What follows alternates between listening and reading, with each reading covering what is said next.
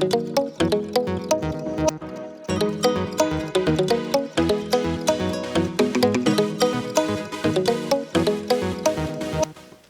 Cares, Cee and Just Jul here, and today we are doing our Knife Creator of the Month interview for April, and that is with the illustrious Austin Fox. How are you today, sir? See ya. I'm very well. How are you guys? I'm doing good. I'm doing fine.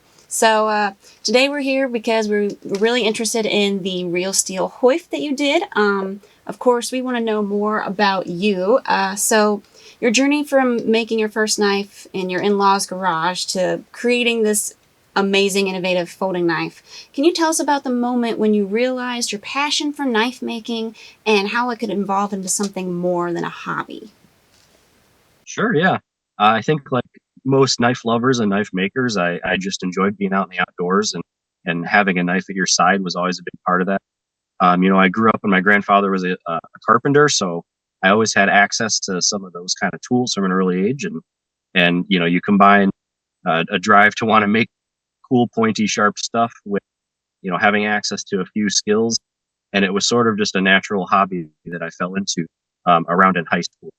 And that alongside with some good makers on YouTube, like there's a Canadian guy called Simple Little Life that I'm sure you guys are familiar with.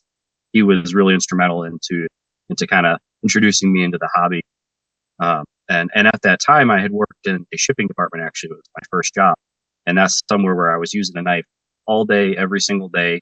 And so I really got used to kind of what made a knife functional and comfortable and easy to use, and what didn't. So it was around that time that I started really getting into design and the ergonomics and what makes a good, useful tool, and also one that looks good.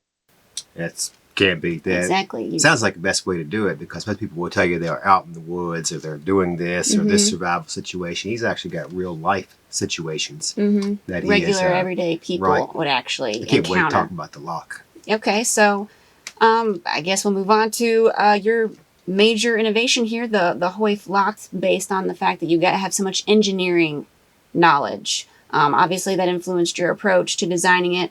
How would you detail that process when it comes to functionality and precision? Like, what went through your mind when you were like, I'm going to design this kind of lock? Sure, yeah. It was a long process. It took me about a year of just playing with a lot of different ideas. Um, you know, I took influence from a lot of other knife makers around who were doing kind of unique locks. Grant and Gavin Hawk and Walker, things like that.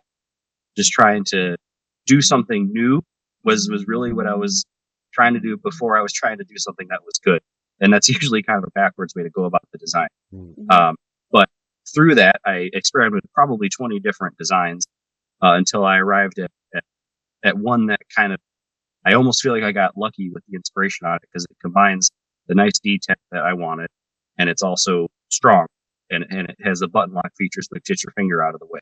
So I feel like I can't even take too much credit for it, because it almost just felt like a random inspiration. It was just playing with designs constantly, looking at everybody's designs for a long, long time, and eventually I was able to just work it out, essentially. How did you come up with the name?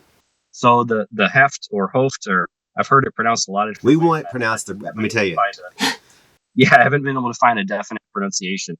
But it's named after a state park here in Michigan, up at the top on Lake Huron, and it's somewhere that my family and I have been going for many, many years, and it's probably my favorite place on earth, and it's a good retreat for us. And it's just always been good to us, and it represents kind of the outdoor ethos, sort of, that I was going for. I wanted something that was unique, maybe an attention grabber, but that also represents something important to me and something that referenced the outdoors.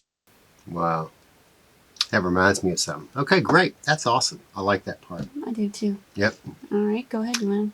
Oh, you go ahead.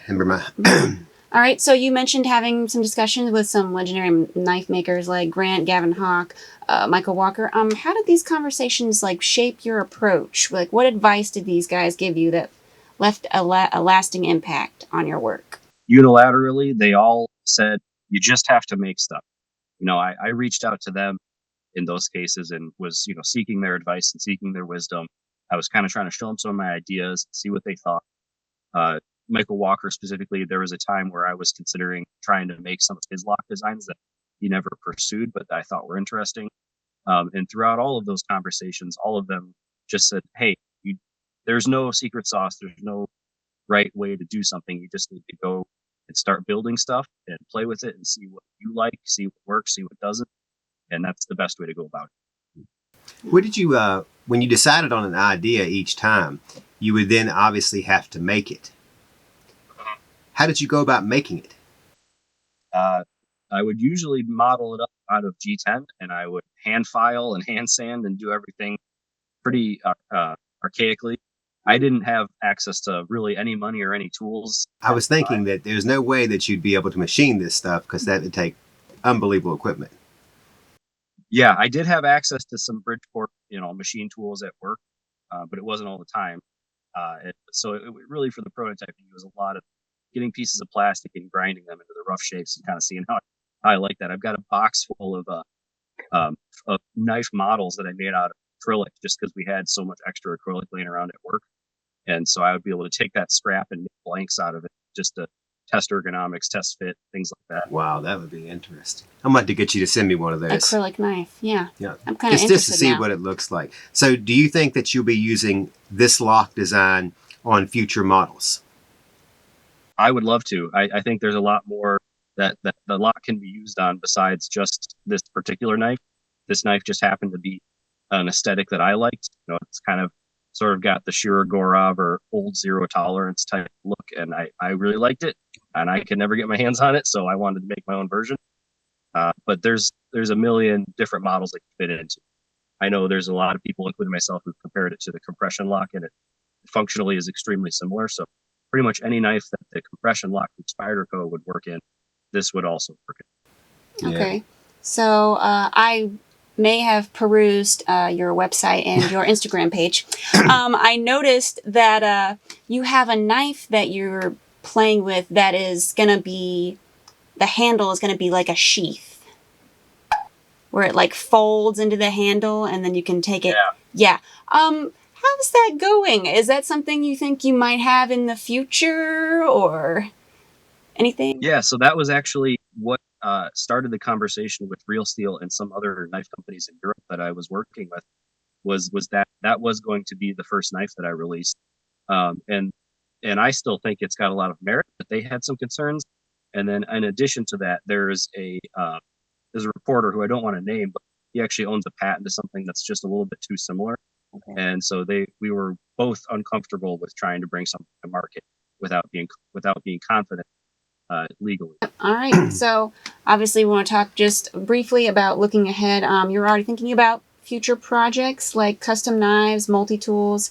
Do you have any of those set up yet, or maybe designs or any ideas? I bet he has 1,000 designs. 1,000. I'm somebody who's always got 1,000 ideas. How far each of those gets it depends on the day of the week. I can tend to bounce around. But you mentioned specifically the multi-tools, and that's something that I'm really interested in. As somebody who's kind of worked around the industrial side of things, I'm always a little bit disappointed with the multi-tools that are on the market. I've never found one that really stood up to the kind of use that I would expect from my tools. And so that's a big thing that I'm trying to develop over the last few years, is a multi-tool that I would feel comfortable taking with me on a job site and knowing that it will work, and that it's not just stamped sheet metal. It's not going to bend. I've bent every Leatherman I've ever owned. I just want something that works and that's strong, that actually has tools in it that somebody in the trades would really actually need, not just a random padding to try and get the number of tools up for marketing reasons. That's exactly what it seems like, doesn't it? Yeah. Because you notice these companies that make the multi-tools, they're always made out of aluminum, or they don't have a quality knife, or the screwdriver is not really tool steel. I mean, there's so many different things that you really can't use it for hard use purposes. Exactly. And even soft use. I mean, when somebody tells me I've had this 40 years, I think to myself, you probably haven't used it very much. Right. So, all right. I think you did an excellent job, not in just the design of the knife, but choosing the color options, because I was able to call a lot of people that I know that buy ZTs and things like that. That's what I thought of when I saw it. I'm a big ZT fan, and thought, you would like this knife. And several of our regular customers, some of them were older guys. I was really surprised because I thought this was more of a modern, younger person's knife, but they loved it, and I was like, well, that's great. That's what we're looking to hear. Yes. Yeah. I really like the. Yeah, I definitely was trying to invoke some of those designs, and I definitely took inspiration from some of them. So I'm sure everybody can see when they look at it. You have any other questions here from Mr. Fox? Nope, I think that about covers it. Wow. Anything you want to ask? You never want to add anything. Nothing I can think of. I heard enough. I think it's an excellent job. I like his. I want to see what he does next. I do too. I'd like to see him probably move on from another company to Real Steel makes good knives. They do. But some of the other people will get you more known. Yeah. And move things further. And I could definitely see him doing something with like a Wii. So that's what I was thinking. Civivi and Wii, yeah. He's probably a little too high end for Civivi, but definitely Wii, maybe even Best Tech, something like that. Yeah, like the high end Best Techs. You ever have There's aspirations? some Italian companies that I've been really interested in, and I've been speaking to over the last few years. So maybe keep your eyes on that. That's good. Okay, Italian. You ever have any ideas of doing like just your own? Yeah, like just your own. It's okay if you don't. Brand. Oh, I would absolutely love to. It's having the tools, like you said earlier. You really got to have a CNC machine. You got to have a full shop of stuff. I fully plan to get there eventually. It's just, you know how it is. I do know how it is. Yes, exactly. You got to do a few more of these, and then maybe you'll get there then. So yeah, I would love to. I'd love to offer a full custom version, and I am pushing for a Gen 2 of this, with maybe some improvements based on all the feedback I've been getting from YouTube and Instagram. Can't beat Generation that. 2. That's it for me. Well, that's all I got. So, guys, that's it for this Creator of the Month content. Of course, if you want to see more, we have a playlist that features the Real Steel Hoeft, and then, of course, our take on his most popular designs. Make sure to like, share, comment, and subscribe. And, of course, you can catch Awesome Fox on his Instagram. Go ahead. Tell him your Instagram. That way, spread the word. Yeah, I can be found at AFox Engineering. Or you can search 10 Mile Knives. Either of those should pull it up. AFox Engineering or 10 Mile Knives. Yep. I'm going with Heft, by the way. You're going with Heft? Yeah. I'm sticking with Hoeft. I know what it is. That park is in Upper Michigan, isn't it? Aha. So the Upers can pronounce it one way, and the other people can pronounce it the other. You have insider knowledge. It's just knowledge. Uh-huh. All right. All right, with that, I'm Jul, just Jul. This is... I'm Cee, and he is... Awesome Fox. Can't beat that.